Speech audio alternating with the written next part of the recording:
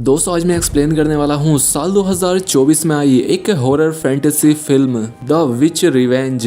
इस कहानी में एक औरत रूसी सैनिकों से अपने पति का बदला लेने के लिए एक भयानक विच एक डायन में तब्दील होती है ताकि वो उसका बदला ले सके। तो आखिर इस सब के पीछे उसकी क्या वजह रही होगी, चलिए जानते हैं। कहानी की शुरुआत एक भयानक काले जंगल को दिखाते हुए होती है जहाँ पर एक औरत किसी से डरकर भाग रही थी। अब ये भागते भागते एक घर के पास आ जाती है जहाँ पर एक लाल रंग की रोशनी दिखाई दे रही थी। ये औरत काफी जख्मी भी थी, लेकिन इससे पहले ये कुछ समझ पाती एक काला साया आकर इस पर हमला कर देता है। उसने उसे गर्दन से पकड़कर ऊपर उठा लिया और इस बला ने उस लेडी के सामने एंड्रे नाम लिया। लेकिन तभी उस लेडी की आंख खुल जाती है। ये उसका एक भयानक सपना था, लेकिन इससे मोलेना काफी डर गई थी। मोलेना को समझ नहीं आ रहा था कि आखिर वो बला थी क्या और उसने एंड्रे नाम क्यों लिया। यही सब सोचकर मोलेना काफी डरने लगी और इसके बाद वो अपने फियोंसे के पास गई जिसका नाम एंड्रे था। यहाँ पर ये दोनों एक साथ काफी अच्छे पल बिताते हैं और साथ ही हम देखते हैं कि ये दोनों एक दूसरे से काफी प्यार करते थे और जल्द ही ये दोनों शादी करने वाले थे और फिलहाल ये यूक्रेन में एक साथ रहते थे।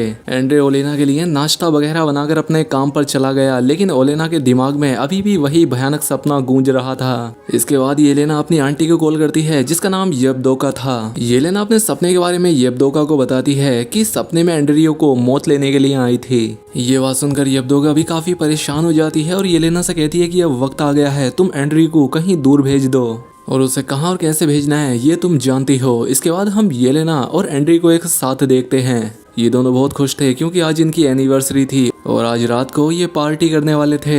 ये दोनों एक दूसरे के काफी करीब आते हैं और इंटीमेट हो जाते हैं, लेकिन ये इनकी खुशी ज्यादा देर की नहीं थी क्योंकि ये साल था 2022 का जब रूस यूक्रेन पर हमला कर देता है और रूसी सैनिक यूक्रेन में घुस आते हैं। इन लोगों ने एक्टिविटिस्ट और अथॉरिटी को किडनैप कर लिया। अब इन रूसी सैनिकों की वजह से यूक्रेन के लोग भी काफी डरे हुए थे, इसलिए सभी लोग अपने अपने घरों में छिपे हुए थे। वहीं दूसरी तरफ येलेना और एंड्री भी अपनी जान बचाकर यहाँ से भागने का फैसला करते हैं, लेकिन इस वक्त यूक्रेन की हर जगह रूसी सैनिकों के अंडर थी। इसलिए ओलेना एंड्रू से कहती है कि हमें आंटी येवदोका के पास जाना चाहिए क्योंकि इसकी आंटी येवदोका का घर यहाँ से बहुत दूर एक सुनसान इलाके में जंगलों में बना हुआ था और वर्ल्ड वॉर 2 के समय पर भी वहाँ कोई सैनिक नहीं पहुँच पाया था और अब इसीलिए एंड्रू भी वहाँ पर जाने के लिए तैयार हो गया।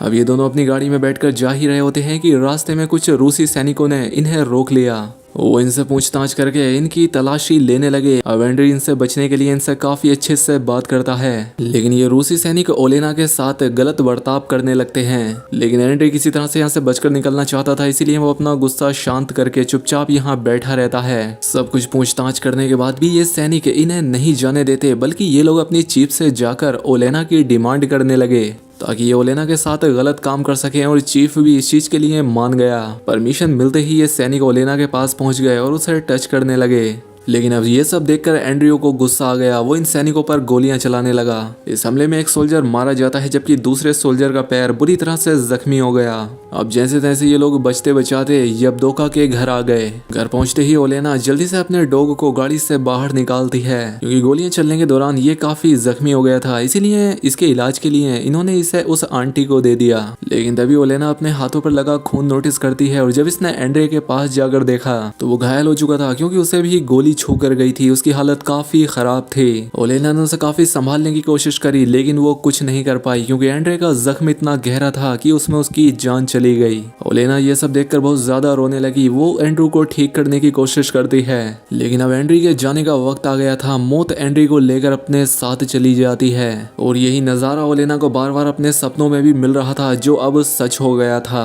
वहीं दूसरी तरफ हम उन रूसी सैनिकों को देखते हैं जो कि बिना किसी दुख के अपने उन मरे हुए साथियों का सामान निकाल लेते हैं और जो जख्मी थे उनका इलाज करके वो आराम से बैठ जाते हैं। ओलिना के लिए एंड्रे की मौत को एक्सेप्ट कर पाना काफी मुश्किल था। वो एंड्रे की डेड बॉडी को देखकर फूट फूट कर रोने लगती है।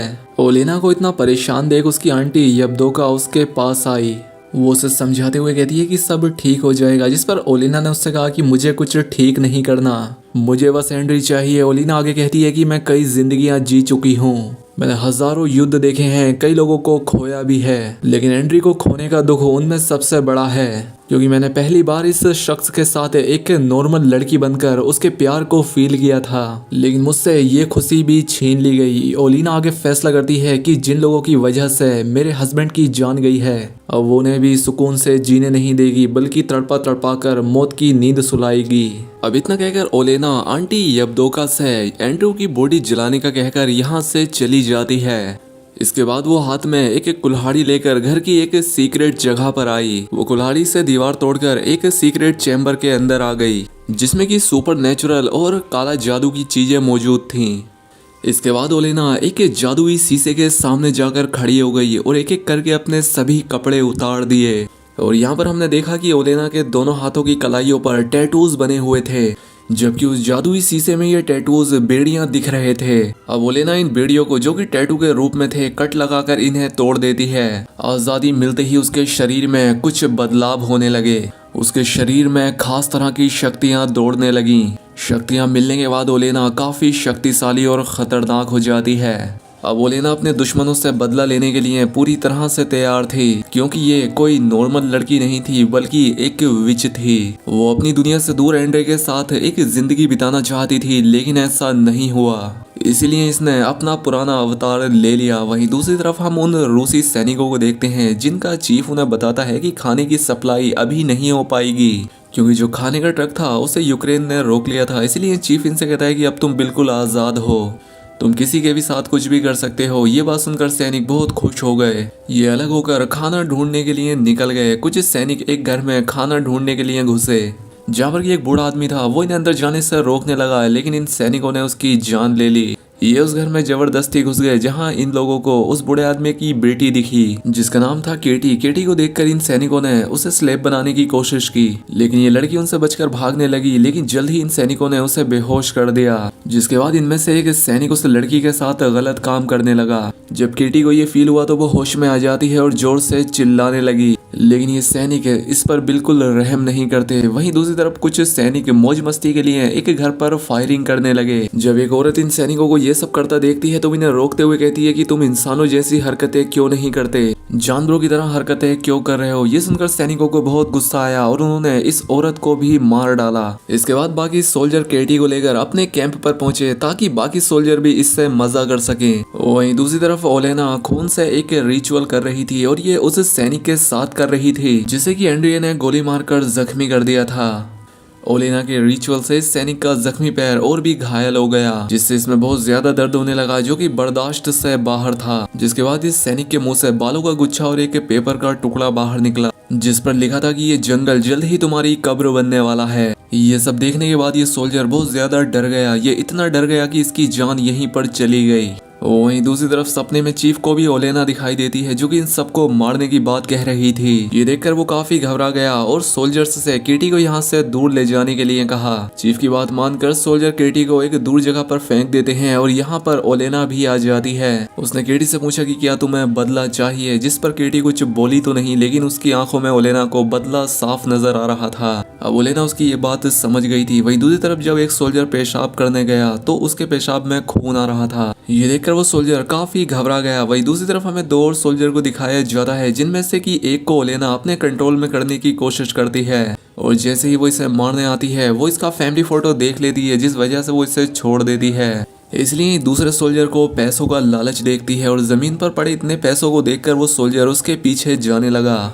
खैर जब अगली सुबह सभी सोल्जर्स ने अपना फोन चेक किया तो उसमें एक ही मैसेज था कि तुम लोगों की कब्र इस जंगल में ही बनेगी। ये पढ़ने के बाद सभी सोल्जर काफी घबरा जाते हैं, लेकिन चीफ इस पर ज्यादा ध्यान नहीं देता, क्योंकि ये भूत प्रेत या काले जादू पर यकीन नहीं करता था, बल्कि ये इसे दुश्मन की एक चाल बताता है और सभी से अलर्ट रहने के लिए कहता है। लेकिन तभी एक सैनिक इन लोगों को जंगल की एक ऐसी जगह पर ले आया जहाँ पर की बहुत सारी लकड़ी की गुड़ियां लटकी हुई थी। साथ ही इन्होंने यहाँ पर अपने एक साथी को भी देखा, जो कि पेड़ से बंधा हुआ था। इसके बाल नोच दिए गए थे, होठ सिले हुए थे और पेट भी जख्मी था। उसकी इतनी बुरी हालत देखकर सभी लोग हैरान रह गए। अपने साथी को बचाने के लिए जैसे ही एक सोल्जर आगे बढ़ा, ये पेड़ से बंधा सैनिक ब्लास्ट हो गया, क्योंकि ओलेना ने उसके आगे ही बॉम्ब ट्रैप बिछा रखे थे। ये देखकर बाकी सोल्जर उस सोल्जर पर बहुत गुस्सा होते हैं कहते हैं कि तुम्हें ये नहीं करना चाहिए था। वहीं दूसरी तरफ हम ओलेना को देखते हैं जो कि एक काफी बड़ा रिचुअल परफॉर्म कर रही थी। इस रिचुअल में ये एक डीमन को समन करती है जिसे वो अपने अंदर समा लेती है। जब यबदोका ने अपने घर से बाहर निकलकर देखा तो वहाँ पर बहुत सारे मरे हुए पक्षियों की बारिश हो रही थी। ये सब देखकर यबदोका जल्दी से डर के मारे येलेना के पास आई, लेकिन उसे यहाँ रिचुअल करते देखकर वो समझ गई कि अब ये बहुत आगे बढ़ गई है। ये सब येलेना के लिए भी खतरनाक था, इसलिए यबदोका ने उसे समझाने की कोशिश की कि अगर तुमने इसे अभी नहीं रोका तो इसका खामियाजा तुम्हें भी भुगतना पड़ेगा। ओलेना ने उससे कहा कि मुझे अपनी कोई परवाह नहीं है, मैं अपने बदले के लिए किसी भी हद तक जा सकती हूँ और अगर मैं मर भी गई तो मुझे कोई परवाह नहीं। जिस पर यबदोका उसे कहती है कि मैंने ही तुम्हें बिच बनाकर एक नई जिंदगी दी थी और तुम मुझे इस तरह से अकेला छोड़कर नहीं जा सकती। लेकिन ओलेना उसकी कोई बात नहीं सुनती। वहीं यहाँ हम एक सोल्जर को देखते हैं जिसे अपनी एक फैमिली फोटो मिली जिसमें कि उसका बेटा और वाइफ खून में सने हुए थे क्योंकि ओलेना ने ये सब किया था और अपने रिचुअल की मदद से इन्हें मारने का भी उसके पास एक प्लान था। ये देखकर वो सोल्जर बहुत डर गया और अपनी फैमिली के पास जाने के लिए चीफ से रिक्वेस्ट करने लगा, लेकिन चीफ उसे जाने की परमिशन नहीं देता, इसीलिए वो टैंक लेकर खुद ही शहर की तरफ बढ़ गया। लेकिन रास्ते में ओलेना इसके दिमाग से खेलती है और अपने दिमाग में उलझकर ही ये सिपाही अपने दो बाकी साथियों को टैंक से कुचल देता है, जिसके बाद बाकी सोल्जर इसे बहुत मारते हैं। हालांकि उन्हें समझाने की कोशिश करता है लेकिन वो लोग इसकी बात नहीं मानते। वहीं दूसरी तरफ कैंप पर बॉम्ब अटैक हो जाता है जिससे ये सभी साथी एक दूसरे से बिछड़ जाते हैं और वो सोल्जर भी जंगल में आ जाता है जिसने उस मासूम लेडी को मारा था।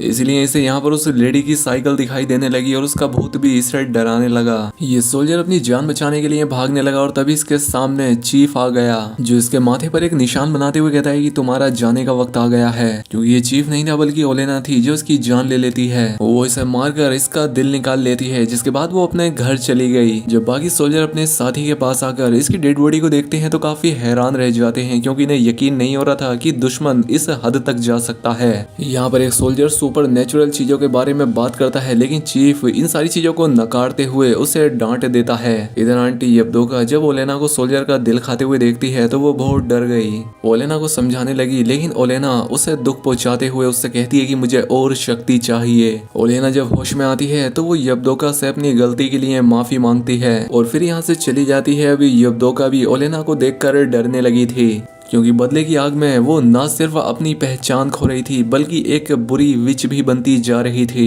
रात को ओलेना सैनिकों के कैंप में गई और वहां पर एक वार्निंग छोड़ आई। अगली सुबह जब सोल्जर मरे हुए सैनिकों की बॉडी अपनी जगह पर नहीं देखते तो वो घबरा जाते हैं और उन डेड बॉडीज को ढूंढने के लिए निकल पड़ते हैं जो कि आगे जाने पर उन्हें पेड़ पर लटकी हुई मिली। ये सब देखकर एक सोल्जर इतना ज्यादा डर गया कि उसने खुद को ही मार लिया क्योंकि ओलेना का सामना नहीं करना चाहता था, इसीलिए इसने खुद को ही खत्म कर लिया। वहीं दूसरी तरफ हमें उस सोल्जर को दिखाया जाता है जिसने केटी के साथ गलत काम किया था। इसके प्राइवेट पार्ट से सूंडियां निकलने लगी थी। ये दर्द से तड़पने लगा और खुद को बचाने के लिए ये केटी के घर ही पहुंच जाता है, जहाँ पर केटी अपना बदला लेने के लिए इसे मारने ही वाली होती है कि ये सोल्जर उसके सामने गिड़गिड़ाने लगा। केटी को इस पर रहम आ जाता है, वो इसे नहीं मारती और तभी ये सोल्जर मौका पाकर गन उठाकर उसे मारने ही वाला था कि तभी केटी ने इसका काम खत्म कर दिया। वहीं दूसरी तरफ उन सभी सोल्जर्स को ओलेना दिखाई दी जिसे पकड़ने के लिए सभी सैनिक उसका पीछा करने लगे और दो सैनिक तो आपस में ही लड़ बैठे। उन्होंने एक दूसरे को ही मार लिया जबकि बाकी सैनिक ओलेना को शूट करने लगे, जिससे ओलेना काफी जख्मी हो जाती है और ये जान बचाने के लिए घर वापस आ गई। यबदोका उसके शरीर से बुलेट्स निकालते हुए कहती है कि हर एक मौत का बदला तुम्हें खुद ही चुकाना होगा और आखिर में चीफ को खत्म करने के बाद तुम भी मिट जाओगी। क्योंकि ओलेना ने यही डील कर रखी थी, इसलिए यबदोका उसे फिर से रुकने को कहती है, लेकिन ओलेना नहीं मानती। एक एक करके उसने सभी सोल्जर्स को मार दिया, लेकिन चीफ उसके काबू में नहीं आता और जब आखिर में चीफ का नंबर था तो उसने ओलेना को ही पकड़कर उसके साथ गलत काम करने लगा। और तभी हम देखते हैं कि ओलेना तो उसके पीछे खड़ी थी, यानी वो जिसके साथ गलत काम कर रहा था वो उसका ही सोल्जर था। ये सब ओलेना का माया जाल था। वो चीफ को तड़पाने लगी और उसकी जान लेने ही वाली थी कि तभी यहाँ पर आंटी यबदोका आ जाती है। वो येलेना से कहती है कि तुम्हारे पेट में एक बच्चा पल रहा है और अगर इस चीफ को कोई नुकसान हुआ तो वो बच्चा भी मारा जाएगा, क्योंकि ओलेना ने यही डील डीमन के साथ करी थी। यबदोका उसे समझाती है कि ये बच्चा तुम्हारे प्यार की निशानी, एंड्रयू की निशानी है और यही बच्चा तुम्हारे जीने की वजह भी बनेगा। ये सुनने के बाद ओलेना शांत हो गई, लेकिन इसके दिमाग में अभी भी चीफ ही घूम रहा था जो कि उसके गुस्से को बढ़ा रहा था। लेकिन जब उसने अपने डॉगी को देखा तो वो शांत हो गई, क्योंकि एंड्रयू और ओलेना ने बड़े प्यार से इस डॉग को अपने साथ रखा था।